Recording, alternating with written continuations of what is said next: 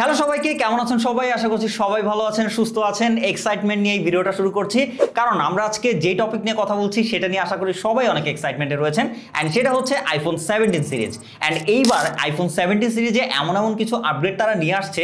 আমরা সবসময় বলে থাকতাম আইফোন কিন্তু ভ্যালু ফর মানি না, এটা সেটা।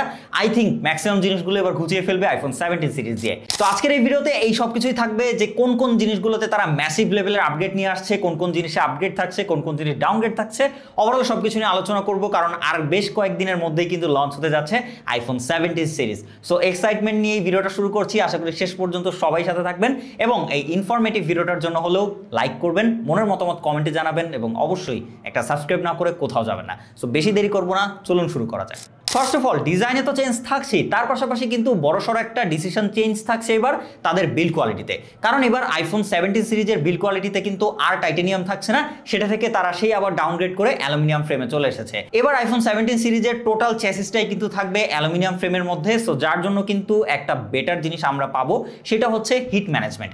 এবার কিন্তু তারা এইটাকে আরো বেশি ভালো মতো ম্যানেজ করার জন্য কিন্তু ব্যাপক কুলিং সিস্টেম ব্যবহার করছে তাদের স্মার্টফোনে প্রথমবারের মতো, এবং যার জন্য আমরা কিন্তু দেখতে পাবো যে আইফোনের যে ওই যে সবসময় একটা হট ব্যাপার, ওই জিনিসটা কিন্তু এবার আর ফিল দিবে না। প্রথমত অ্যালুমিনিয়াম ফ্রেম থাকার কারণে এই হিট ম্যানেজমেন্টটা কিন্তু বেশ ভালো মতো হয়ে যাবে, যেখানে আগে একটা গ্লাস ফ্রেমের বা এরকম একটা ফ্রেম থাকতো, বাট এইবার কিন্তু সেটা হচ্ছে না। এবং তার পাশাপাশি ব্যাপক কুলিং সিস্টেম হওয়ার কারণে কিন্তু হিটটা অনেকটাই ম্যানেজ করে ফেলবে।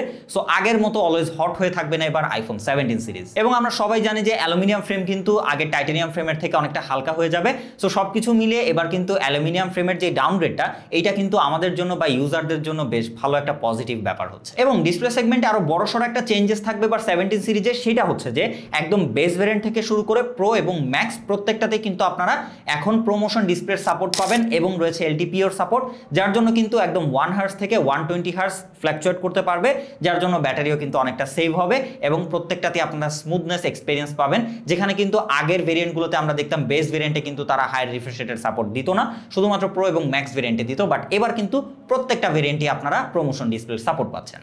পারফরমেন্স সেক্টরেও কিন্তু এবার চেঞ্জেস থাকছে, সেটা হচ্ছে যে অ্যাপেলের A19 প্রো বায়োনিক চিপসেট থাকছে এবং যেটা 3 ন্যানোমিটার আর্কিটেকচারে বিল্ড করা, এবং রয়েছে 12 জিবি র্যাম প্রত্যেকটা ভেরিয়েন্টে।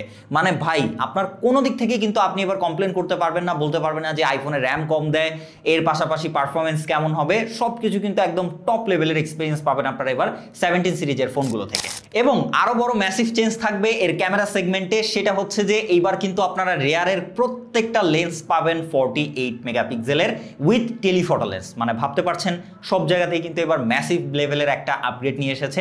এবং এই যে টেলিফটো লেন্সটা রয়েছে সেটা কিন্তু আপনার ফোকাল লেন্থ অনুযায়ী এবার কিন্তু মুভ করবে ভেতরে। সো তার মানে বুঝতেই পারছেন যে আগে যেমন সবাই ফ্লেক্স করে বলতো এই আইফোন দিয়ে জুম করে চাঁদের ছবি নেওয়া যায় না, এবার কিন্তু তারা আর কোনো কথাই বলতে পারবে না, কারণ 17 সিরিজ দিয়ে প্রো বা প্রো ম্যাক্স দিয়ে কিন্তু এই জিনিসটাই করা যাবে এবার। এবং ফ্রন্ট ক্যামেরাতেও কিন্তু এবার বড়সড় একটা চেঞ্জেস নিয়ে এসেছে, কারণ আমরা দেখেছিলাম সর্বপ্রথম আইফোন 11এই তারা আপডেট করে তাদের ফ্রন্ট ক্যামেরাটাকে 12 মেগাপিক্সেলে নিয়েছিল, এবং যেটা আইফোন 16 পর্যন্ত ছিল। এবার 17 এসে কিন্তু তারা সেটাকে আপডেট করে 24 মেগাপিক্সেলে নিয়েছে। সো বুঝতেই পারছেন এইবার যারা ব্লগার রয়েছেন, মানে ফোন দিয়ে ব্লগ ভিডিও করেন, তাদের জন্য কিন্তু ফ্রন্ট ক্যামেরাটা খুব বেশি প্রায়োরিটি হয়ে এবার 24 মেগাপিক্সেল হওয়ার কারণে এখন কিন্তু আপনারা বেশ দারুণ কোয়ালিটির ভিডিও এবং ছবি নিতে পারবেন এর ফ্রন্ট ক্যামেরা দিয়ে। এবং তার পাশাপাশি এক্সাইটমেন্টের ব্যাপার হচ্ছে যে আপনারা কিন্তু অন ভিডিও এইবার ফ্রন্ট ক্যামেরা এবং রিয়ার ক্যামেরাতে সুইচ করতে পারবেন। সো যারা ব্লগ ভিডিও বানান তাদের জন্য ভাই এবার কিন্তু মাস্টার লেভেলের কাজ করেছে আইফোন, যেটা কিন্তু আমরা অ্যান্ড্রয়েড প্রচুর আগে থেকে দেখি বাট আইফোনে দেখতে পাচ্ছিলাম না।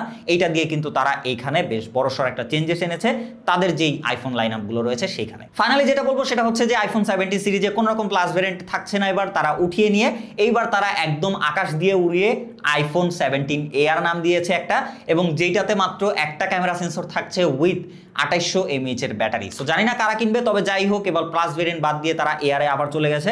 সো দেখা যাক কি করতে পারে এটাতে। তো সবকিছু মিলিয়ে এবার যেটা বোঝা যাচ্ছে যে আমরা আইফোনকে ম্যাক্সিমাম টাইম যে জিনিসগুলো নিয়ে বেশিরভাগ ট্রল করতাম, সেই সব জিনিসগুলো কিন্তু তারা এবার পরিপূর্ণ দিয়ে দিচ্ছে আইফোন 17 সিরিজে। সো আশা করছি আমাদের যারা আইফোন হেটার রয়েছি, সো তারা খুব বেশি আর ট্রোল করতে পারবো না এবার আইফোন 17 সিরিজ বের হওয়ার পরে। তো এখনো যারা চিন্তা ভাবনা করছেন একটা কিডনি সেল করে একটা আইফোন নেওয়ার, জানি না একটা কিডনি সেল করে নিতে পারবেন কিনা, কারণ এবার কিন্তু অলমোস্ট $50 আরো বেড়ে গিয়েছে আইফোন 17 সিরিজের প্রাইসটা। সো সেক্ষেত্রে অবশ্যই আপনার কিডনিটাকে রেডি রাখবেন। সো একটা দিয়ে যদি না হয় তাহলে দুইটা বেঁচে আবার মরে যায় না। বাকি ডিসিশনটা টোটালি আপনাদের উপরে। দেখা হচ্ছে নেক্সট কোনো ভিডিওতে। সেই পর্যন্ত ভালো থাকবেন, সুস্থ থাকবেন, খোদা হাফেজ।